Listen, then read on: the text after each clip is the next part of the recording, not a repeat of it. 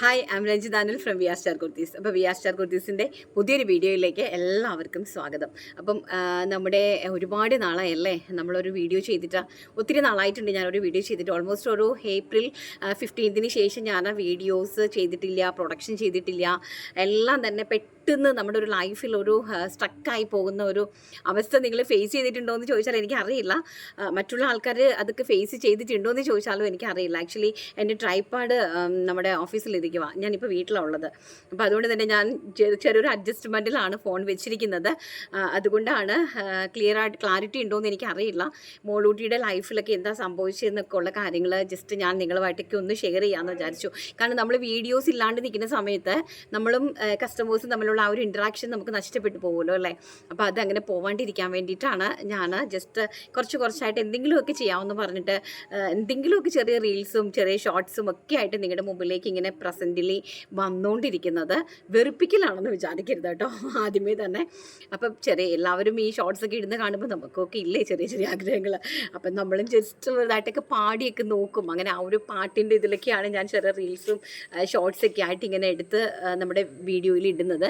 അപ്പം എന്താ സംഭവിച്ചതെന്ന് പറഞ്ഞു കഴിഞ്ഞാൽ, ഇപ്പം നമ്മൾ ബിസി ആയിട്ടുള്ള, അതായത് ആരാണെങ്കിലും ഏത് മാതാപിതാക്കളാണെങ്കിലും ഈ ബിസി ആയിട്ടുള്ള മാതാപിതാക്കളുണ്ടല്ലോ, നമുക്ക് നമ്മൾ ബിസിനസ്സിലാണെങ്കിലും അല്ലെങ്കിൽ ജോലിക്ക് പോകുന്ന ആൾക്കാരാണെങ്കിൽ തന്നെയും നമ്മുടെ കുഞ്ഞുങ്ങളെ നോക്കാണ്ടിരിക്കുന്ന ഒരു ടൈം വരും. അവരെ കൂടുതൽ ശ്രദ്ധിക്കാൻ പറ്റാണ്ടിരിക്കുന്ന ഒരു സിറ്റുവേഷൻസ് എനിക്ക് തോന്നുന്നു ഓൾമോസ്റ്റ് ഈ ജോബ് റിലേറ്റഡ് ആയിട്ടുള്ള ഫാമിലീസ് എല്ലാം തന്നെ ഉള്ള ഒരു കാര്യമാണ്. അപ്പം അങ്ങനെ ഒരു ചെറിയ ഇൻസിഡൻ്റാണ് എൻ്റെ ലൈഫിൽ ഉണ്ടായത്. കാരണം മോളൂട്ടി ഇങ്ങനെ ഒരുപാട് ഫോൺ നന്നായിട്ട് യൂസ് ചെയ്യുമായിരുന്നു. അപ്പം മോളൂട്ടി ഇത്രയും ഫോൺ യൂസ് ചെയ്യുന്ന സമയത്തൊന്നും ഞാൻ ഒരിക്കലും എക്സ്പെക്റ്റ് ചെയ്തിരുന്നില്ല. അവൾ ഈ ഫ്രീ ഫയർ എന്ന് പറഞ്ഞൊരു ഗെയിമിന് അഡിക്റ്റാണ്. ഒരുപാട് ഞാനത് ട്രൈ ചെയ്തു അതിനകത്തൊന്ന് മാറ്റാൻ വേണ്ടിയിട്ട്. പക്ഷേ ഇതുവരെയും എനിക്ക് അവൾ അതിനകത്തൊന്നും പൂർണ്ണമായിട്ട് മാറിയിട്ടില്ലായിരുന്നു. അപ്പം ഈ വെക്കേഷൻ ടൈം കൂടെ ആയിക്കഴിഞ്ഞപ്പോഴത്തേക്കും അവർക്ക് വേറെ ആരുമില്ല, ഫ്രണ്ട്സോ കാര്യങ്ങളോ ഒന്നും തന്നെ ഇല്ല. നമ്മുടെ വീട്ടിനകത്ത് തന്നെയാണ് പുള്ളിക്കാരി ഇരിക്കുന്നത്. പുറത്തേക്കൊന്നും ആരുമായിട്ടും ഒരു ഇൻട്രാക്ഷൻ ഇല്ല. അല്ലെങ്കിൽ അങ്ങനെയൊക്കെയാണ് പുള്ളിക്കാരിയുടെ ലൈഫ്. അങ്ങനെയായിരുന്നു. വീട്ടിൽ തന്നെ എപ്പോൾ നോക്കിയാലും ഫോൺ എന്നും ഞാൻ വഴക്കുണ്ടാക്കും. പിന്നെ എനിക്ക് നമ്മുടെ തിരക്കുകളുണ്ടല്ലോ. ഇപ്പം ആക്ച്വലി എൻ്റെ ഒരു ബിസിനസ്സിൻ്റെ രീതി എന്ന് പറഞ്ഞു കഴിഞ്ഞാൽ, ഇപ്പം നമ്മുടെ കുർത്തീസ് എല്ലാം തന്നെ ഞാൻ തന്നെ ഡിസൈൻ ചെയ്യുന്നതാണ്.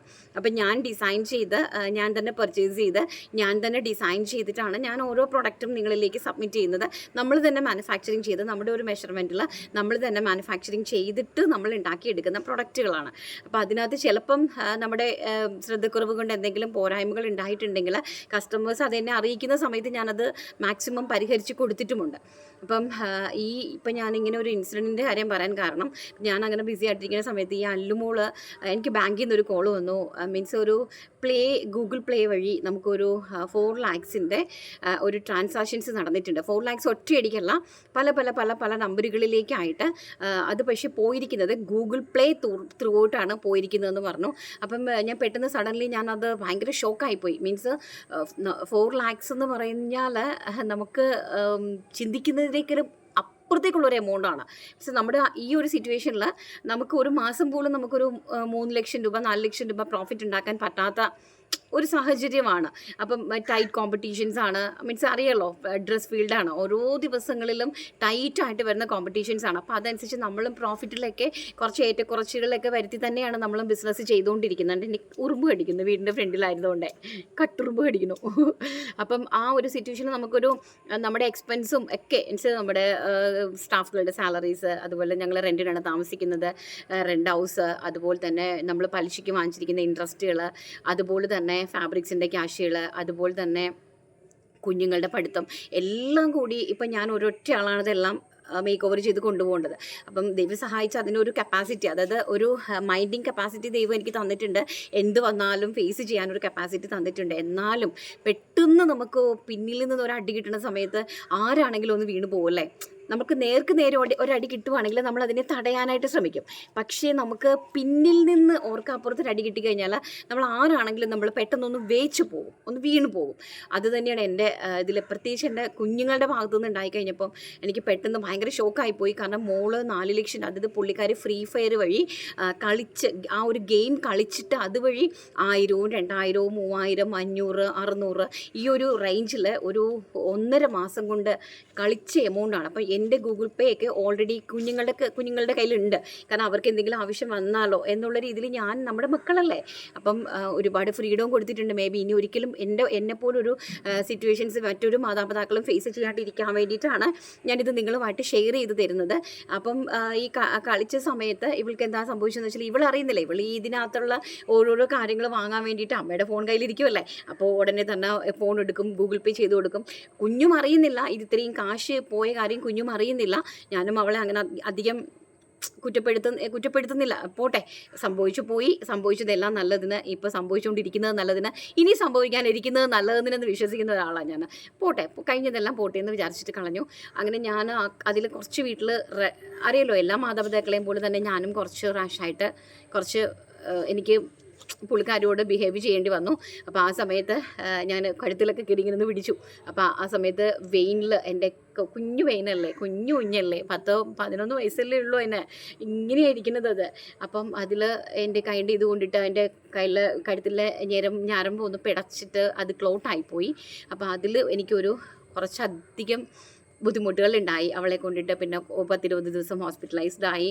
പിന്നെ അതുപോലെ തന്നെ ജീവിതത്തിൽ ഉണ്ടാവാത്ത ഒരുപാട് പ്രോബ്ലംസുകൾ എനിക്ക് നിങ്ങളുടെ മുമ്പിൽ പറയാൻ പറ്റാത്ത ഒരുപാട് പ്രോബ്ലംസുകൾ എൻ്റെ ലൈഫിൽ കൂടി ഞാൻ ഈ കഴിഞ്ഞ ഒരു 1.5 മാസത്തിൽ കൂടി എൻ്റെ ലൈഫ് കടന്നുപോയി. അപ്പോൾ എനിക്ക് ബിസിനസ്സിൽ കോൺസെൻട്രേറ്റ് ചെയ്യാൻ പറ്റുന്നില്ല. അതുപോലെ തന്നെ എനിക്ക് ഓഫീസിൽ പോകാൻ തോന്നുന്നില്ല. എനിക്ക് ബിസിനസ്സേ വേണ്ട, എനിക്കിനി ബിസിനസ് വേണ്ട, എനിക്ക് വേണ്ട, എനിക്ക് ഓഫീസിൽ പോകണ്ട എന്നൊക്കെ ഉള്ളൊരു സിറ്റുവേഷനിലേക്ക് തന്നെ എൻ്റെ മൈൻഡേ ആകെ മാറിപ്പോയി. അങ്ങനെ ഞാൻ കുഞ്ഞിന് ഇങ്ങനൊരു ഒരു ബുദ്ധിമുട്ട് വന്നത്, അതുപോലെ തന്നെ ഞാൻ അവസാനം എനിക്ക് ഉറക്കം വരുന്നില്ല. ചിന്തകൾ നമ്മുടെ ഹ്യൂമൻ ബീങ്സിനും അതീതമായിട്ട് എൻ്റെ ചിന്തകൾ മാറി. അപ്പോൾ ഞാൻ ഈ ചിന്തിച്ചുകൊണ്ടിരിക്കുന്ന കാര്യങ്ങളെല്ലാം തന്നെ എന്നെക്കൊണ്ട് മാനേജ് ചെയ്യാനോ പറ്റാത്തൊരു സ്റ്റേജിലേക്ക് പോയി. അപ്പം ഞാൻ സത്യം പറഞ്ഞാൽ ഒരു സൈക്കാട്രിസ്റ്റിനെ പോയി കണ്ട് ഒരു ടാബ്ലറ്റ് വാങ്ങി കഴിക്കേണ്ട സ്റ്റേജ് വരെ വന്നു. ബിക്കോസ് ഉറങ്ങാൻ വേണ്ടിയിട്ട് ഉറക്കം കിട്ടണില്ല, ഒരു രീതിയിലും ഉറങ്ങാൻ പറ്റണില്ല. അതുപോലെ തന്നെ ചിന്തകൾ സെർട്ടാ 50 എന്ന് പറഞ്ഞിട്ട് നമ്മൾ ഓവർ സ്ട്രെയിൻ നമ്മുടെ എടുക്കുമ്പോഴത്തേക്കും നമുക്ക് ഉണ്ടാകുന്ന പ്രോബ്ലംസിനെ അതിനൊന്ന് ഡൈല്യൂട്ട് ചെയ്യാൻ വേണ്ടിയിട്ട്, അത് പക്ഷേ അതിനെ ഒന്ന് മൈന്യൂട്ടായിട്ട് ആ ഒരു ഇത് പോകാൻ വേണ്ടിയിട്ട് നമുക്ക് കഴിക്കുന്ന ഒരു ടാബ്ലറ്റാണ്. അപ്പം അതൊക്കെ കഴിക്കേണ്ട ഒരു അവസ്ഥ വരെ എനിക്ക് വന്നുപോയി. ഞാനൊരു 15 days അത് കഴിച്ചു. അപ്പോൾ ഡോക്ടർ എന്നെ പറഞ്ഞു നമ്മുടെ സ്ലീപ്പിംഗ് പിൽസ് അങ്ങനെ അധികം ഉപയോഗിക്കാൻ പാടില്ല. അപ്പോൾ 1 മാസം കൊണ്ട് നിനക്കിത് കംപ്ലീറ്റ് ചെയ്ത് സ്റ്റോപ്പ് ചെയ്തിട്ട് ബിസിനസ്സിലേക്ക് തന്നെ തിരിച്ച് കോൺസെൻട്രേറ്റ് ചെയ്ത് വരണം. അങ്ങനെയൊക്കെ വന്നു കഴിഞ്ഞാലേ ഇത്രയും ബോൾഡായിട്ടുള്ളൊരു ലേഡിയല്ലേ, അപ്പം നല്ല രീതിയിൽ കുഞ്ഞുങ്ങളെ വളർത്താനുള്ളൊരു പെൺകുട്ടിയാണ്, ലോകത്തിന് നല്ലൊരു മാതൃകയായിട്ടുള്ളൊരു കുട്ടിയാണ്. അപ്പം നീ ആ ഒരു ലെവലിലേക്ക് തിരിച്ച് വരണമെന്നൊക്കെ കൗൺസിലിങ്ങിൽ കൂടി ഡോക്ടർ പറഞ്ഞു. എന്തായാലും ഒരുവിധം ഞാൻ അതെല്ലാം റിക്കവർ ചെയ്ത് വന്നു. കുഞ്ഞിൻ്റെ എല്ലാ പ്രശ്നങ്ങളും പരിഹരിച്ചു, സർജറി കഴിഞ്ഞു, വേറെ ബുദ്ധിമുട്ടുകളൊന്നും തന്നെയില്ല. അവൾ ഹാപ്പിയായി. എൻ്റെ ലൈഫിൽ ഉണ്ടായിട്ടുള്ള എല്ലാ പ്രശ്നങ്ങൾക്കും ഒരു പരിധി വരെ സോർട്ട് ഔട്ട് ചെയ്തു. അറ്റ് ലാസ്റ്റ് ഞാൻ മോങ്കുട്ടന്, ഇപ്പം ഞങ്ങളുടെ മമ്മിയുടെ വീട് വിതിരിയാണ്, അപ്പം മോളൂട്ടിനെ എനിക്ക് എൻ്റെ കാര്യങ്ങൾക്കൊക്കെ ഓടി നടക്കേണ്ടതായതുകൊണ്ട് മോളൂട്ടിനെ മമ്മിയുടെ വീട്ടിൽ കൊണ്ടാക്കിയിരിക്കുമായിരുന്നു ഞങ്ങൾ ഡിസ്ചാർജ് ചെയ്തതിന് ശേഷം. അപ്പോൾ ആ ടൈമിൽ അവിടെ വെച്ചിട്ട് ഒരു ഇൻസിഡൻറ്റ് ഉണ്ടായെന്ന് വെച്ചാൽ മോന് അവിടെ കല്ലടയാറാണ്. അപ്പോൾ ഈ കല്ലടയാറെന്ന് പറഞ്ഞാൽ ഈ മരണക്കിണറെന്ന് വെച്ചാൽ കല്ലടയാറ് ഭയങ്കര സൈലൻ്റ് ആയിട്ടുള്ള ഒരു സ്ഥലമാണ്. നമുക്ക് താഴേക്ക് നോക്കിക്കഴിഞ്ഞാൽ നമുക്ക് താഴ്വശം നന്നായിട്ട് കാണാനായിട്ട് സാധിക്കും ഈ ആറ്റിൽ. അപ്പോൾ ഈ ആറ്റിൽ അത് നമ്മൾ പക്ഷെ നമ്മൾ ചാടിക്കഴിഞ്ഞാൽ അത് ഒത്തിരി താഴ്ചയിലാക്കായിരിക്കും. അപ്പോൾ മോങ്കുട്ടനെ ഞങ്ങളെല്ലാവരും കൂടി ഇങ്ങനെ കുളിച്ചിട്ടൊക്കെ തിരിച്ച് കയറി വന്ന വഴിക്ക് അവൻ എന്നോട് പറഞ്ഞു, ഞാൻ ഒന്നും കൂടെ ഒന്ന് നീന്തിയിട്ട് വരട്ടെ അമ്മ എന്ന് പറഞ്ഞിട്ട് ഇവൻ എന്ത് ചെയ്തെന്ന് വെച്ചാൽ എടുത്ത് നീന്താനായിട്ടൊക്കെ ചാടി. അപ്പം ഞാൻ നോർമലി വിചാരിച്ച് ഞങ്ങൾ ഇത്ര നേരം കുളിച്ചുകൊണ്ടിരുന്ന സ്ഥലമല്ലേ എന്ന് കണ്ടിട്ട് ഞങ്ങൾ ഇങ്ങനെ നിൽക്കുവാണ്. അപ്പോൾ മോങ്കുട്ടൻ ഇറങ്ങി നീന്തി കഴിഞ്ഞ് കുറച്ച് ഫ്രണ്ടിലേക്ക് ചെന്ന് കഴിഞ്ഞപ്പോഴത്തേക്ക് ഇവനെ അവൻ പറയുന്നത്, അമ്മ എന്നെ ആരോ എടുത്തുകൊണ്ട് പോയതുപോലെ ഞാൻ അങ്ങ് പെട്ടെന്ന് ഒരു ചുഴിയിലേക്ക് അങ്ങോട്ട് പെട്ടുപോയി കഴിഞ്ഞപ്പോൾ കുഞ്ഞിന് നിലയില്ലാണ്ടായിപ്പോയി. അവനിക്ക് ശ്വാസം കിട്ടണില്ല, അവൻ കയ്യും കാലും ഇട്ട് അടിക്കുന്നു. അപ്പം ഞങ്ങൾ വിചാരിച്ചുകൊണ്ടിരിക്കുന്നത് എന്താ പുള്ളി നീന്തണമെന്നുള്ളതാണ്. പക്ഷെ ഒരിക്കലും നീന്തുന്നതല്ലായിരുന്നു. അവൻ ശ്വാസം കിട്ടാതെ കയ്യും കാലും ഇട്ട് അടിച്ച് താന്നുപോയി. ലാസ്റ്റിൽ ഈ കൈയുടെ ഈ ഒരു പത്തി ഇത്ര മാത്രമേ കാണുന്നുണ്ടായിരുന്നുള്ളൂ. എൻ്റെ ഒരു മാനസികാവസ്ഥ എന്ന് പറഞ്ഞാൽ ഇതൊക്കെ കണ്ടു നിൽക്കുന്ന ഒരു അമ്മയുടെ മാനസികാവസ്ഥ എത്രത്തോളം നിങ്ങൾക്ക് പറഞ്ഞാൽ മനസ്സിലാവുമെന്ന് എനിക്കറിയില്ല. ഞാൻ ഞാൻ ബോധം നഷ്ടപ്പെട്ട് അവിടെ അങ്ങോട്ട് ഇരുന്ന് പോയി. വിളിച്ചിട്ട് എനിക്ക് ഒരു 10-15 ദിവസത്തേക്ക് തൊണ്ടയിൽ വെള്ളം പോലും ഇല്ലായിരുന്നു. അവസാനം ലാസ്റ്റിൽ ഞാനങ്ങ് ചാടേണ്ട ഒരു സിറ്റുവേഷനിലേക്ക് വന്നുപോയി. ഞാനങ്ങ് ചാടിപ്പോയേനെ. കാരണം നമ്മുടെ മക്കളാണ്. ഇതിന് മുമ്പും മോങ്കുട്ടന് 3 വയസ്സുള്ള സമയത്ത് ഇതുപോലെ ഒരു പാറക്കുളത്തിൽ വീണു പോയതാണ് മോന്. ആ സമയത്ത് ഞാൻ ഒന്നും നോക്കാതെ എടുത്ത് ചാടിയിട്ട് എങ്ങനെയോ എനിക്ക് നീന്താനും ഒന്നും അറിയില്ല. ഞാൻ എൻ്റെ കുഞ്ഞിന് വേണ്ടി എടുത്ത് ചാടി കുഞ്ഞിനെയും കൊണ്ട് ഞാൻ പൊങ്ങി കയറി വന്നു. ആരാണ് എന്നെ പൊക്കി കൊണ്ടുവന്നത് ചോദിച്ചാൽ ഇന്നും എനിക്ക് അറിയില്ല. ആ ഒരു സിറ്റുവേഷൻ ഇവന് 3 വയസ്സുള്ള സമയത്ത് എനിക്ക് സംഭവിച്ചിട്ടുണ്ട്. അപ്പം അങ്ങനെ നിന്നപ്പോൾ അമ്മ പറഞ്ഞു അമ്മ ചാടല്ലേ എന്ന് പറഞ്ഞിട്ട് ഇവന് പൊങ്ങി ഇങ്ങി വന്നു.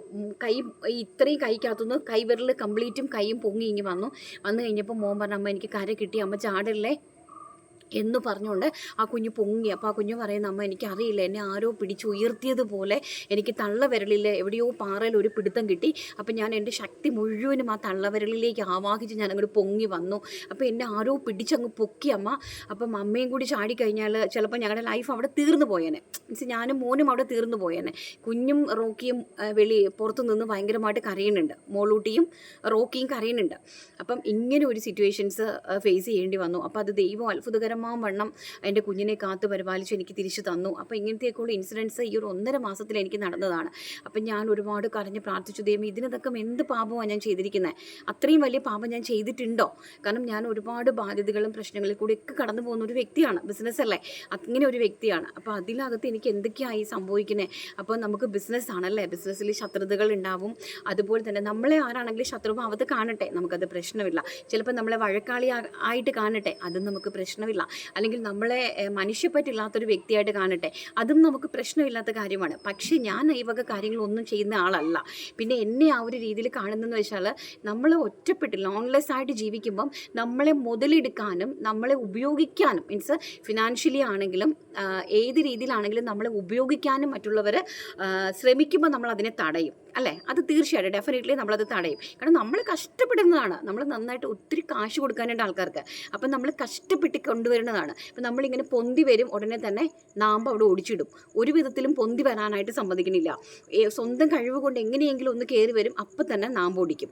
വീണ്ടും ഒന്ന് പൊന്തി വരും, അപ്പം തന്നെ നാമ്പ് ഒടിക്കും. ഇത് തന്നെയാണ് എൻ്റെ ലൈഫിൽ സംഭവിച്ചുകൊണ്ടിരിക്കുന്നത്.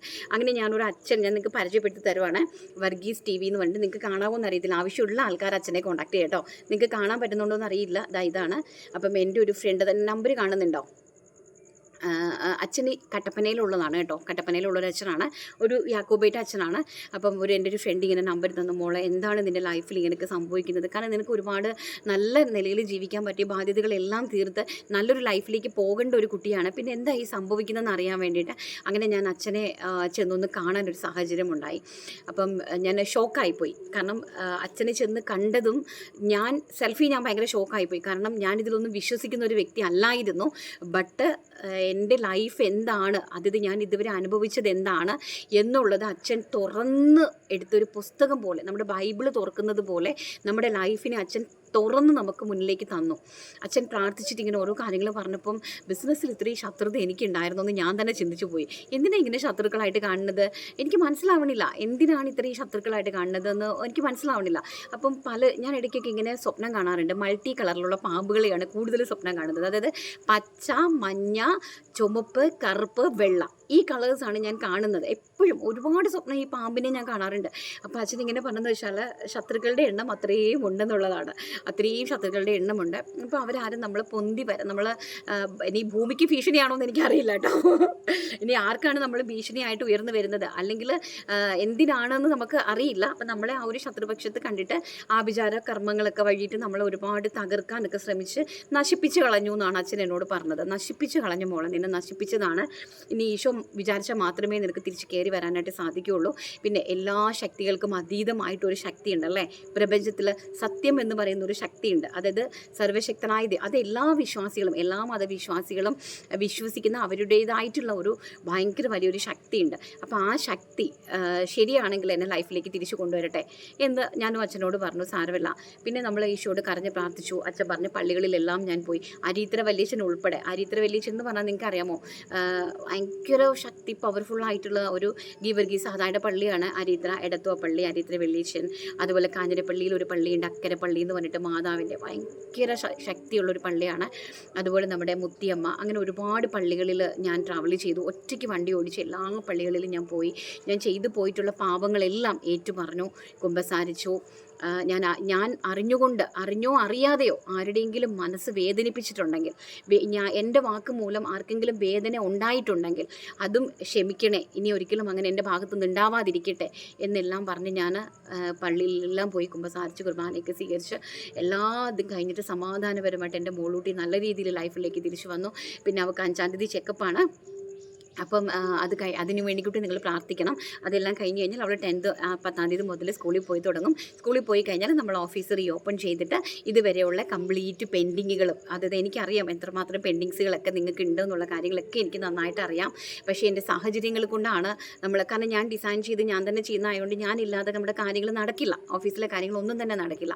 അതുപോലെ എനിക്കൊരു കാര്യം പറയാനുള്ളത്, നമ്മുടെ ബിസിനസ്സാണ്. നമ്മുടെ ബിസിനസ്സിനകത്തുനിന്ന് ഇപ്പം മക്കളാണെങ്കിലും നമ്മൾ വിശ്വസിക്കുന്ന ആളാണെങ്കിലും അതാര് തന്നെ ആയിക്കോട്ടെ, നമ്മൾ വിശ്വസിക്കുന്ന ആളാണെങ്കിലും നമ്മുടെ മക്കളാണെങ്കിലും നമ്മുടെ ഭർത്താവാണെങ്കിലും നമ്മുടെ ഭാര്യയാണെങ്കിലും നമ്മുടെ ബിസിനസ്സിനകത്തു നിന്ന് നമ്മൾ ഒരു രൂപ ആയിക്കൊള്ളട്ടെ, അത് 5 പൈസ ആയിക്കൊള്ളട്ടെ, അത് നമ്മൾ എന്തെങ്കിലും ഒരു ആവശ്യത്തിന് വേണ്ടി മാറ്റി വെച്ചിട്ടുണ്ടെങ്കിൽ ദയവ് ചെയ്ത് ആരും തന്നെ അതിൽ സ്പർശിക്കാനിടയാവരുത്. കാരണം അത് എൻ്റെ ലൈഫിൻ്റെ ഒരു ഇതിലെനിക്കുണ്ടായ ഒരു ഇൻസിഡൻ്റാണ്. നമ്മളറിയാണ്ട് നമ്മുടെ കയ്യിൽ നിന്ന് പൈസ 1 രൂപയെങ്കിലും ആരെങ്കിലും എടുത്തിട്ടുണ്ടെങ്കിൽ നമ്മുടെ ബിസിനസ്സിനെ അത് ഭയങ്കരമായിട്ട് എഫക്റ്റ് ചെയ്യും. ഒരുപാട് നമ്മുടെ ബിസിനസ്സിനെ അത് എഫക്റ്റ് ചെയ്യും. കാരണം നമ്മളറിയാണ്ട് നമ്മുടെ ബിസിനസ്സിനകത്തുനിന്നോ നമ്മുടെ ഓഫീസിനകത്തുനിന്നോ 1 രൂപ പോലും ആരും എടുക്കാൻ പാടില്ല. ഒന്നും അത് ചെയ്യരുത്. ഒരിക്കലും ഒരു മനുഷ്യനും അങ്ങനെ ചെയ്യാൻ പാടില്ല. അത് ചെയ്തത് നമ്മുടെ ബിസിനസ്സിനെ തന്നെ, അത് എൻ്റെ ബിസിനസ്സിനെ ഭയങ്കരമായിട്ട് എനിക്ക് എഫക്റ്റ് ചെയ്ത ഒരു സംഭവമാണ്. അപ്പം അങ്ങനെയൊക്കെ ഒരുപാട് പ്രശ്നങ്ങൾ നമ്മുടെ ഈ ഒരു 1.5 മാസത്തിനുള്ളിൽ നടന്ന കാര്യങ്ങളാണ് ഇതെല്ലാം തന്നെ. അപ്പം നല്ല രീതിയിൽ ബിസിനസ്സിന് ഗ്രോത്ത് ചെയ്ത് കൊണ്ടുവന്ന ഒരു വ്യക്തിയായിരുന്നു ഞാൻ. വളരെ നല്ല രീതിയിൽ ഗ്രോത്ത് ചെയ്ത് നല്ല രീതിയിൽ, അത് നമുക്ക് നമ്മുടെ ബിസിനസ്സിൻ്റെ ഗ്രോത്ത് നമുക്ക് പബ്ലിക്കലി പറയാനായിട്ട് പറ്റില്ല. പക്ഷേ ഞാൻ ആ ഒരു നല്ല രീതിയിൽ ഇതിനെ ഗ്രോത്ത് ചെയ്ത് നല്ല രീതിയിൽ കൊണ്ടുവന്ന ഒരു വ്യക്തിയായിരുന്നു. പക്ഷേ നിമിഷ നേരം കൊണ്ട് നമ്മൾ കാലയിൽ തറയിലടിക്കത്തില്ലേ എന്ന് പറയുന്നതാണ് ഒരൊറ്റയടി. എല്ലാ നെഗറ്റീവ്, നമുക്ക് ഈ കഷ്ടകാലം വരുന്ന സമയത്ത് എന്തെങ്കിലും നെഗറ്റീവ് എനർജീസ് ഉണ്ടെങ്കിൽ അതെല്ലാം നമുക്ക് എഫക്റ്റ് ചെയ്യും. പക്ഷെ ഒരു കാര്യമുണ്ട്, നമുക്കൊരു നല്ല കാലം വരുമ്പം ഈ ചെയ്യുന്ന നെഗറ്റീവ് എനർജീസ് എല്ലാം തന്നെ ധൂമകേതു പോലെ ഈ ചെയ്യുന്ന ആൾക്കാരിലേക്ക് തിരിച്ചു ചെന്ന് പതിക്കും. നമുക്ക് നല്ല കാലം വരുമ്പം അത് തിരിച്ചു ചെന്ന് പതിക്കും. അതുപോലെ തന്നെയാണ് ഞാൻ അതിലാണ് വിശ്വസിക്കുന്നത്. കഷ്ടകാല സമയത്ത് നമുക്കത് എഫക്റ്റ് ചെയ്തു, നമ്മൾ അനുഭവിക്കുക. വിധി എന്ന് പറയുന്ന ഒന്നുണ്ടല്ലോ, അത് നമ്മൾ അനുഭവിച്ചേ മതിയാവുള്ളൂ അല്ലേ. അപ്പം ഇതൊക്കെയാണ് കുറച്ച് നാളുകളായിട്ട് എൻ്റെ ലൈഫിൽ നടന്നത്. 10th ശേഷം നമ്മൾ നമ്മുടെ വീഡിയോ റീസ്റ്റാർട്ട് ചെയ്യും. നമ്മുടെ പ്രൊഡക്റ്റുകൾ നിങ്ങൾ ആരും പേടിക്കേണ്ട, ഒരു സൈറ്റ് പോലെ അല്ല നമ്മുടെ സൈറ്റ്. നിങ്ങൾക്ക് നിങ്ങളുടെ എല്ലാവരും, എനിക്കൊരു 50 പേരാണ് നമ്മൾ പെൻഡിങ് നിർത്തിയിരിക്കുന്നത്. 50 പേർക്കും പെട്ടെന്ന് റീഫണ്ട് ചെയ്യാൻ എന്നെക്കൊണ്ട് പോസിബിൾ അല്ല. കാരണം ഞാൻ ഫിനാൻഷ്യലി നല്ല ടൈറ്റായിട്ടിരിക്കുന്ന സമയമാണ്.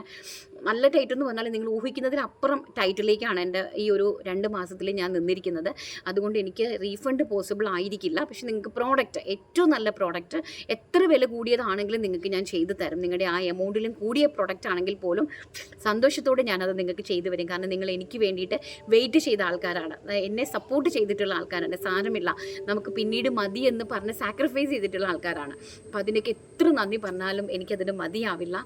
പിന്നെ രണ്ടാമത്തെ ഒരു കാര്യം എന്ന് പറഞ്ഞാൽ, എന്നെ കണ്ടിട്ടോ കേട്ടിട്ടോ പോലും ഇല്ലാത്ത ഒരുപാട് ആൾക്കാർ എന്നെ ഫിനാൻഷ്യലി ഹെൽപ്പ് ചെയ്തിട്ടുണ്ട്. ഒരുപാട് വിദേശത്തിരിക്കുന്ന ആൾക്കാർ വരെ എന്നെ ഒരുപാട്, അതെല്ലാം ചേച്ചിമാരാണ് കേട്ടോ, ആരും പുരുഷന്മാരായിട്ട് ആരും തന്നെ ഇല്ല. അതൊക്കെ എൻ്റെ ആദ്യത്തെ, അതായത് എൻ്റെ ഹസ്ബൻഡ് കൂടി ഉണ്ടായിരുന്ന സമയത്താണ് അങ്ങനെ ആണുങ്ങളുമായിട്ടുള്ള ഇടപാട്, അത് ഹസ്ബൻഡ് കൂടെ അറിഞ്ഞ ആണുങ്ങളുമായിട്ടുള്ള പൈസ ഇടപാടുകളൊക്കെ നമ്മൾ ആ ടൈമിലേ ചെയ്തിട്ടുള്ളൂ. പക്ഷെ ഞാനിപ്പം എന്നെ എല്ലാവരും, ഞാൻ ലോൺലെസ് ആയതിന് ശേഷം, അതായത് എൻ്റെ അനുചേട്ടൻ മരിച്ചതിന് ശേഷം എന്നെ ഹെൽപ്പ് ചെയ്തിട്ടുള്ളതൊക്കെ നല്ല നല്ല ആൻറ്റിമാരും ചേച്ചിമാരൊക്കെയാണ്. അതായത് കേരളത്തിൻ്റെ പല ഭാഗത്തുള്ള ആൾക്കാർ, ഇന്ത്യയുടെ പല ഭാഗത്തുള്ള ആൾക്കാർ, അങ്ങനെ എല്ലാവരും കൂടി ഒരു 10-12 പേര് എന്നെ ഹെൽപ്പ് ചെയ്തിട്ടുണ്ട്. അവരെല്ലാം എന്നെ മാത്രം വിശ്വസിച്ച് എൻ്റെ കൈകളിലേക്ക് അവർക്ക് ഒരു പ്രോഫിറ്റ് ഷെയർ കൊടുത്തുകൊണ്ട് നല്ല രീതിയിൽ ബിസിനസ്സിലെ വളർത്തി കൊണ്ടുവന്ന ഒരു വ്യക്തിയായിരുന്നു ഞാൻ. പിന്നെ അതുപോലെ തന്നെ നമുക്ക് എന്നാൽ കഴിയുന്ന എല്ലാവിധ സഹായങ്ങളും എല്ലാവർക്കും ചെയ്തു വന്ന ഒരു സ്ത്രീയാണ് ഞാൻ. ഇനിയാണെങ്കിൽ എൻ്റെ ലൈഫ് അങ്ങനെ തന്നെ ആയിരിക്കും മുന്നോട്ട് പോകുന്നത്. കാരണം എനിക്ക് ഒരുപാട് സ്വപ്നങ്ങളും ഒരുപാട് വലിയ ആഗ്രഹങ്ങളും ഒന്നും തന്നെയില്ല. സാധാരണ പെൺകുട്ടികളെ പോലെയുള്ള സാധാരണ ആൾക്കാർ, കാരണം നമ്മുടെ ലൈഫിൻ്റെ ഓൾമോസ്റ്റ് ഒരു മിഡിൽ ഏജ് ആയി കഴിഞ്ഞു. എബോ ഒരു 40 കഴിഞ്ഞ് കഴിഞ്ഞാൽ നമ്മൾ സെൻറ്ററിലായി, നടുക്കായി അല്ലേ. ആ നടുക്ക് വരെ നമ്മൾ അനുഭവിച്ച ദുഃഖങ്ങളെല്ലാം തന്നെ ഇനി നടുക്കിന് ശേഷം നമ്മൾ അനുഭവിക്കേണ്ട ആവശ്യമില്ല. നമുക്ക് നല്ല കാലം കിട്ടിയിട്ടും കാര്യമില്ല. കാരണം നമുക്ക് നല്ല കാലം കിട്ടേണ്ട സമയത്തൊക്കെ എൻ്റെ അനുചേട്ടനെ എന്നിൽ നിന്ന് വേർപെടുത്തി കൊണ്ടുപോയി, എൻ്റെ പപ്പായെ വേർപെടുത്തി കൊണ്ടുപോയി, എൻ്റെ കുടുംബം നശിച്ചു. അപ്പോൾ അതിനേക്കാളും വലുതായിട്ട് ഇനി എനിക്കൊന്നും നേടാനുമില്ല. ഇനി എൻ്റെ മക്കളാണ് എൻ്റെ ലൈഫ് എന്ന് പറയുന്നത്. കുഞ്ഞുങ്ങളെ നല്ല നിലയിൽ എത്തിക്കണം. അപ്പോൾ മോന് ക്രിക്കറ്റാണ് ഏറ്റവും വലിയ ആഗ്രഹം. അവൻ നല്ലൊരു പ്ലെയറാണ്. എല്ലാവരും അവന് വേണ്ടി പ്രാർത്ഥിക്കണം. അപ്പം 10th ഇപ്പം സ്പോർട്സ് കോട്ടയിൽ അവൻ എറണാകുളത്ത് തന്നെ അഡ്മിഷൻ കിട്ടിയിട്ടുണ്ട്. എനിക്ക് എറണാകുളം തന്നെയാണ് ഇഷ്ടം. എൻ്റെ ബേസ് എറണാകുളമാണ്. ഞാൻ സെറ്റിൽ ആവുന്നതും എറണാകുളം തന്നെ ആയിരിക്കും. പിന്നെ നമ്മൾ ബിസിനസ്സിൻ്റെ ഒരു ഇതായിട്ട് കൊട്ടാരക്കര വന്നു വിട്ടതുകൊണ്ട് ബിസിനസ് ഇവിടെ തന്നെ ചെയ്യണം, ഇവിടെ അവിടെയൊക്കെ ചെയ്യണമെന്നൊക്കെ തന്നെയാണ് ആഗ്രഹം. പക്ഷേ അത് ദൈവത്തിൻ്റെ കയ്യിലായിരിക്കുന്നതല്ലേ. അപ്പം മോനെ എന്തായാലും എറണാകുളത്ത് സ്പോർട്സ് കോട്ടയിൽ കിട്ടിയിട്ടുണ്ട്. അപ്പോൾ അവന് പറയുന്നത്, എൻ്റെ അമ്മയുടെ സ്ട്രഗിൾസും ഈ ഒരു സ്ട്രെസ്സും ഈ ഒരു ടെൻഷൻസും ഒന്നും ഏറ്റെടുക്കാൻ ഞാൻ തയ്യാറല്ല അമ്മ, എനിക്ക് ബിസിനസ്സിനോട് താല്പര്യമില്ല. മോൾക്ക് ബിസിനസ് ഇഷ്ടമാണ്. പക്ഷേ എൻ്റെ സ്ട്രെസ്സ് കാണുമ്പോൾ അവൾ പറയും, പപ്പയില്ലാതെ അമ്മ ഒറ്റയ്ക്ക് കിടന്ന് അനുഭവിക്കുന്നത് എനിക്ക് വയ്യ അമ്മ കാണാൻ, എനിക്കും വേണ്ട അമ്മ, എനിക്കും വേണ്ട, എനിക്കും ബിസിനസ് വേണ്ട, അവൾക്കൊരു ഡോക്ടർ ആയാൽ മതി എന്ന് പറയുന്നുണ്ട്. അപ്പോൾ എന്തായാലും കുഞ്ഞുങ്ങളെ പഠിപ്പിച്ച് 2 കുഞ്ഞുങ്ങൾക്കും അവരുടെ ഇഷ്ടാനുസരണം മോളെ ഒരു ഡോക്ടറാക്കാനും അതുപോലെ തന്നെ മോനെ സ്ട്രഗിൾ ചെയ്ത്, അതായത് എന്നെപ്പോലെ സ്ട്രഗിൾ ചെയ്യുന്ന അമ്മമാർക്ക് വേണ്ടിയിട്ടാണ് ഞാൻ ഈ വീഡിയോ ചെയ്യുന്നത്. നമ്മൾ സ്ട്രഗിൾ ചെയ്ത് എന്ത് ചെയ്തിട്ടാണെങ്കിലും നമ്മൾ സ്ട്രഗിൾ ചെയ്ത് നമ്മുടെ കുഞ്ഞുങ്ങളെ നല്ല നിലയിൽ, എൻ്റെ മോൻ ഇഷ്ടമുള്ള രീതിയിൽ അവനെ പഠിപ്പിക്കണം, മോളെ നല്ല രീതിയിൽ പഠിപ്പിക്കണം. പിന്നെ എൻ്റെ മോൾക്ക് നമ്മൾ കെട്ടിച്ചു വിടുകയാണ് മോളെ ചെയ്യുന്നത്. അപ്പം മോൻ ഒരു അഡ്രസ്സ് ഉണ്ടാക്കി കൊടുക്കണം, അതായത് അവന് സ്വന്തമായിട്ടൊരു വീട് ഉണ്ടാക്കി കൊടുക്കണം. ഇതെല്ലാം ഒന്ന് കഴിഞ്ഞതിന് ശേഷം എന്നത്തേക്ക് ഇതൊക്കെ റെഡി ആകുമെന്ന് ചോദിച്ചാൽ അതും എനിക്കറിയില്ല. പിന്നെ നമുക്ക് വേണ്ടിയിട്ട് പൈസ തന്നിരിക്കുന്ന ഒരുപാട് ആൾക്കാർ വിശ്വസിച്ച് എല്ലാവരുടെയും പൈസ സന്തോഷത്തോടെ അവർ പ്രതീക്ഷിക്കുന്നതിനേക്കാളും കൂടുതലായിട്ട് അവർക്ക് കൊടുക്കാനായിട്ട് സാധിക്കണം. അതിനുവേണ്ടി എന്ത് സ്ട്രഗിൾ ചെയ്തും എൻ്റെ ബിസിനസ്സിനെ ഞാൻ മുന്നോട്ട് കൊണ്ടുപോകും. പിന്നെ അതുപോലെ തന്നെ നിങ്ങളുടെ എല്ലാവരുടെയും പ്രാർത്ഥനയും സപ്പോർട്ടും എൻ്റെ കൂടെ ഉണ്ടാവണം. ഇതെല്ലാം കഴിഞ്ഞതിന് ശേഷം ഒരുപാട് ആൾക്കാരെ സഹായിച്ച് അവരെ സപ്പോർട്ട് ചെയ്ത് അവർക്കൊരു തൊഴിലുണ്ടാക്കി കൊടുത്ത് അറ്റ്ലീസ്റ്റ് ഒരു 10 ഫാമിലിനെയെങ്കിലും, ഒരു 10 പേരെ, ഒരുപാടൊന്നും വേണ്ട, ഒരു 10 ആൾക്കാരെ, ആരോരുമില്ലാത്ത ഒരു 10 ആൾക്കാരെ ഏറ്റെടുത്ത് അവർക്കൊരു തൊഴിലുണ്ടാക്കി കൊടുത്ത് ആ തൊഴിൽ വഴി അവർക്കൊരു വരുമാനം ഉണ്ടാക്കി അവരെയും സംരക്ഷിച്ച് എൻ്റെ ജീവിതം അവസാനിപ്പിക്കണമെന്നാണ് ഞാൻ ഏറ്റവും കൂടുതൽ ആഗ്രഹിക്കുന്നത്. അത് തന്നെ മതി എനിക്ക്. അല്ലാണ്ട് ഒരു ആർഭാടങ്ങളോ അല്ലാണ്ട് ഒരു ലാഭേച്ഛകളോ അല്ലെങ്കിൽ ലൗകികമായിട്ടുള്ള ഒരുപാട് മോഹങ്ങളോ ഒന്നുമുള്ളൊരു വ്യക്തിയല്ല ഞാൻ. സാധാരണക്കാരിൽ സാധാരണക്കാരായിട്ടുള്ള ആൾക്കാരെ പോലെ തന്നെയാണ് ഞാൻ എൻ്റെ ലൈഫ് മുന്നോട്ട് കൊണ്ടുപോകുന്നത്. പിന്നെ എൻ്റെ ലൈഫിൽ ഞാനാണിതെല്ലാം ചെയ്യുന്നത്. ഒരു ഫാമിലീനെ ഒരു പുരുഷൻ നോക്കുന്നതിനേക്കാളും എനിക്ക് തോന്നുന്നു ഓൾമോസ്റ്റ് ഒന്നുകിൽ അവർ നോക്കുന്നതിനേക്കാളും മേലെ അല്ലെങ്കിൽ അവർക്കൊപ്പം ഒരു പുരുഷൻ ഒരു കുടുംബം സംരക്ഷിക്കുന്നതിനൊപ്പമാണ് എൻ്റെ കുടുംബത്തിനെ ഞാൻ സംരക്ഷിച്ചു കൊണ്ടിരിക്കുന്നത്. എൻ്റെ കുഞ്ഞുങ്ങൾക്ക് വേണ്ടുന്ന എല്ലാം നേടിക്കൊടുത്ത് എൻ്റെ ഓഫീസിൽ എല്ലാ കാര്യങ്ങളും ഞാൻ അങ്ങനെ തന്നെയാണ് ഇതുവരെ നോക്കിയിട്ടുള്ളത്. അപ്പം ഇനിയും സർവശക്തനായ ദൈവം അതിന് ഇടതരട്ടെ എന്ന് ആത്മാർത്ഥമായിട്ട് ഞാനും ഈശോയോട് പ്രാർത്ഥിക്കുന്നു. നിങ്ങളും എനിക്ക് വേണ്ടി പ്രാർത്ഥിക്കണം. നിങ്ങളിലുള്ള ശത്രുതയായിട്ട് പ്രഖ്യാപിക്കുന്നവർ ശത്രുതയായിട്ട് കാണുക. വെറുപ്പുള്ള ആൾക്കാർ കഴിവതും വീഡിയോ കാണാതിരിക്കുക. അതുപോലെ തന്നെ നമ്മളെ ശത്രുക്കൾ കാണുന്നുണ്ടാവും, അല്ലെങ്കിൽ നമ്മളെ വെറുക്കുന്ന ആൾക്കാരെ കാണുന്നുണ്ടാവും, നമ്മളെ വെറുക്കുന്ന നമ്മുടെ ബന്ധുക്കൾ കാണുന്നുണ്ടാവും, നമ്മളെ ശത്രുപക്ഷത്ത് കണ്ടിരിക്കുന്ന നമ്മുടെ ബന്ധുക്കൾ കാണുന്നുണ്ടാവും. എല്ലാവരും ഒരുപാട് ആൾക്കാർ കാണുന്നുണ്ടാവും. ഈ വീഡിയോസ് എല്ലാം അങ്ങനെ ആണല്ലോ, കാണുന്നുണ്ടാവും. പക്ഷേ നമ്മളെ സ്നേഹിക്കുന്ന അതിലെല്ലാത്തിനും ഉപരി 100 പേരിൽ 5 പേര് നമ്മളെ സ്നേഹിക്കുന്ന ആൾക്കാരുണ്ടാവും. ഒരു 100 പേരിൽ ഒരു 5 പേര് നമ്മളെ സ്നേഹിക്കുന്ന ആൾക്കാരുണ്ടാവും. ആ 5 പേർക്ക് വേണ്ടിയിട്ടാണ് ഞാൻ ഈ വീഡിയോ ചെയ്തിടുന്നത്. എപ്പോഴെങ്കിലും നിങ്ങൾക്ക് ടൈം കിട്ടുന്ന സമയത്ത് സ്ലോ സ്പീഡിലാണെങ്കിലും ഓടിച്ച് എൻ്റെ വാക്കുകളൊന്ന് കേൾക്കാൻ ശ്രമിക്കുക. താല്പര്യമുള്ള ആൾക്കാർ മാത്രം കാണുക. താല്പര്യമുള്ള ആൾക്കാർ പ്രാർത്ഥിക്കുക. അതായത് ഒരു മനുഷ്യൻ നശിച്ചു പോകാണ്ട് രക്ഷപ്പെടട്ടെ എന്ന് മനസ്സിൽ ഒരിച്ചിരിയെങ്കിലും ആത്മാർത്ഥമായിട്ട് നമ്മൾ ആഗ്രഹിച്ചു പോകല്ലേ. ഒറ്റയ്ക്ക് നിന്ന് ബിസിനസ് ചെയ്യുന്നതല്ലേ, ഒറ്റയ്ക്ക് സ്ട്രഗിൾ ചെയ്ത് ജീവിക്കുന്നതല്ലേ, എന്തിനാണ് നമ്മൾ ഉപദ്രവിക്കുന്നത്? ജീവിച്ചു പൊക്കോട്ടെ, 2 കുഞ്ഞുങ്ങളുള്ളതല്ലേ, ജീവിക്കട്ടെ, എവിടെയെങ്കിലും കിടന്ന് ജീവിച്ചു പൊക്കോട്ടെ, എന്തിനാണ് നമ്മൾ അതിനെ ഉപദ്രവിക്കാനായിട്ട് പോകുന്നത് എന്ന് ചിന്തിച്ച് പ്രാർത്ഥിക്കുന്ന ആരെങ്കിലും ഉണ്ടെങ്കിൽ എനിക്ക് വേണ്ടി ഒന്ന് പ്രാർത്ഥിക്കുക. എൻ്റെ കുഞ്ഞുങ്ങൾക്ക് വേണ്ടി പ്രാർത്ഥിക്കുക. ഒരുപാട് ആൾക്കാർക്ക് ഒരു പ്രകാശമായിട്ട്, ഒരുപാട് ആൾക്കാർക്ക് താങ്ങും തണലുമായിട്ട് എൻ്റെ ഈ ഒരു ചെറിയ ജീവിതം, ഇനിയുള്ള ഒരു 40 വയസ്സ് 80 വയസ്സ് വരെ ജീവിക്കുമെന്നൊന്നും നമുക്കറിയില്ല. കൂടിപ്പോയാൽ നമ്മളൊക്കെ ഇനിയുള്ള തലമുറ എന്ന് പറഞ്ഞാൽ ഒരു 65 വയസ്സ് വരെ കാണും. ഇനി ഒരു 25 ഇയേഴ്സും കൂടി കാണും. ആ 25 ഇയേഴ്സിനുള്ളിൽ ഈ പറഞ്ഞ എല്ലാ കാര്യങ്ങളും ചെയ്ത് ജീവിച്ച് എൻ്റെ ഈ ഒരു കുഞ്ഞു ജീവിതം അവസാനിപ്പിക്കാനാണ് ഞാൻ ഏറ്റവും കൂടുതലും ആഗ്രഹിക്കുന്നത്. അതിനുവേണ്ടി എല്ലാവരും എനിക്ക് വേണ്ടി പ്രാർത്ഥിക്കുക, സപ്പോർട്ട് ചെയ്യുക. എൻ്റെ കുഞ്ഞുങ്ങൾക്ക് വേണ്ടിയിട്ടും പ്രാർത്ഥിക്കുക. ലോകം മുഴുവനായിട്ടും പ്രാർത്ഥിക്കുക. അച്ഛനെ ആർക്കെങ്കിലും ഈ വക പ്രശ്നങ്ങളിൽ കൂടി കടന്നു പോകുന്ന ആൾക്കാരുണ്ടെങ്കിൽ ധൈര്യമായിട്ട് അച്ഛനെ കോൺടാക്റ്റ് ചെയ്യുക കേട്ടോ. അച്ഛന് ഒരുപാട് പ്രതിവിധികൾ നമുക്ക് പറഞ്ഞു തരും. നമ്മുടെ ജീവിതത്തിൽ ഉണ്ടാകുന്ന പ്രശ്നങ്ങളൊക്കെ അച്ഛൻ വളരെ വ്യക്തമായിട്ട് നമുക്ക് പറഞ്ഞു തരുന്നതാണ്.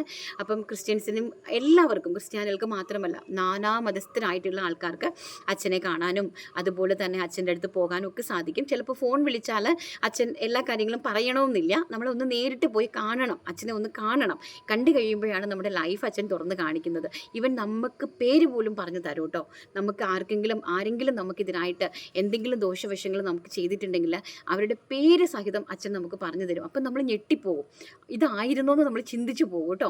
അപ്പം ഞാനിത് എന്താ ഷെയർ ചെയ്യുന്നതെന്ന് വെച്ചാൽ, ഞാൻ ഇങ്ങനെയാണ് ഞാൻ ഇങ്ങനെ തന്നെയാണ്, എന്നും ഇങ്ങനെയാണ്. ഞാൻ സത്യങ്ങൾ മാത്രമേ പറയാറുള്ളൂ. സത്യം വെച്ചാൽ നമ്മളെ മനുഷ്യരല്ലേ, എല്ലാ മനുഷ്യരും തെറ്റുകുറ്റങ്ങളില്ലാത്ത ലോകത്ത് ആരെങ്കിലും ഉണ്ടോ അല്ലേ? സാഹചര്യങ്ങൾക്കനുസരിച്ച് മാറാത്ത ഒരു മനുഷ്യരും ലോകത്തില്ല. അത് മനുഷ്യനാണോ അങ്ങനെ തന്നെയാണ്, അതുപോലെ തന്നെയാണ് ഞാനും. എന്നാലും മാക്സിമം എൻ്റെ ലൈഫ് നല്ല രീതിയിൽ ഈ ഒരു കുറച്ച് പേർക്ക് താങ്ങും തണലുമായിട്ട് ജീവിച്ച് തീർക്കാനായിട്ട് ആഗ്രഹിക്കുന്ന ഒരു വ്യക്തിയാണ് ഞാൻ. നല്ല നല്ല പ്രൊഡക്റ്റുകൾ ഇനിയും എൻ്റെ കയ്യിൽ കൂടി നിങ്ങളിലേക്ക് എത്തിക്കാനായിട്ട് സർവ്വശക്തനായ ദൈവത്തോട് പ്രാർത്ഥിക്കണമെന്ന് അപേക്ഷിച്ചുകൊണ്ട് വീഡിയോ വൈൻഡപ്പ് ചെയ്യുന്നു. Take care, by.